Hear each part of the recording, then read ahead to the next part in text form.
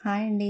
పాత బట్టలని పడేస్తుంటాం కదా! అలా పడేయకుండా వాటిని రీయూజ్ చేసే ఈజీ ఐడియాస్ అండి.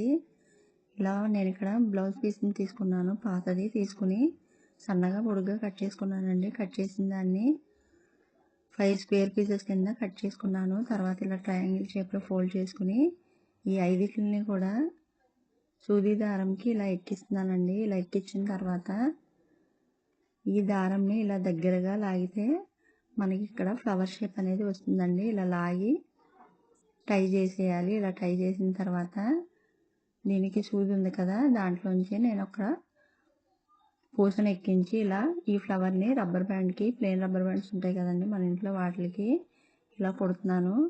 ఇలా కుట్టిన తర్వాత ఈ పూస చుట్టూ నేను ఇక్కడ లేస్ని అంటిస్తున్నానండి. పర్ల్ లేస్ని అంటిస్తున్నాను. ఇలా ఇంట్లోనే ఈజీగా బయట కొన్న వాటిలాగా మనం ఇంట్లోనే రెడీ చేసుకోవచ్చండి రబ్బర్ బ్యాండ్స్ అనేవి. సెకండ్ ఐడియా అండి, ఇలా రౌండ్ షేప్ ప్లేట్ని తీసుకుని డ్రా చేసుకుని కట్ చేసుకున్నానండి. ఇలా కట్ చేసిన తర్వాత పేపర్ రోజ్కి కట్ చేసిన విధంగా ఈ క్లాత్ని మొత్తం అంతా కూడా అలా కట్ చేసుకున్నానండి. ఇలా కట్ చేసిన తర్వాత దీనికి కొంచెం గమ్ పెడుతూ మొత్తం అంతా ఇలా చుట్టుకుంటున్నాను. ఇక్కడ నేను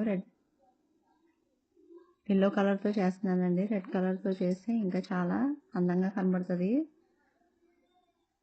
ఇలా మొత్తం అంతా చుట్టుకున్న తర్వాత ఒక పూసను ఎక్కించి వేరొక రబ్బర్ బ్యాండ్కి మళ్ళీ అదే విధంగా కుడుతున్నానండి. నేను ఇక్కడ ఒక రోజే చేశాను, మొత్తం రబ్బర్ బ్యాండ్ అంతా కుట్టుకున్నా. ఇంకా చాలా అందంగా ఉంటుంది. ఐడియాస్ నచ్చితే కనుక లైక్ చేయండి, షేర్ చేయండి, ఛానల్ని తప్పకుండా సబ్స్క్రైబ్ చేయండి. Thank you.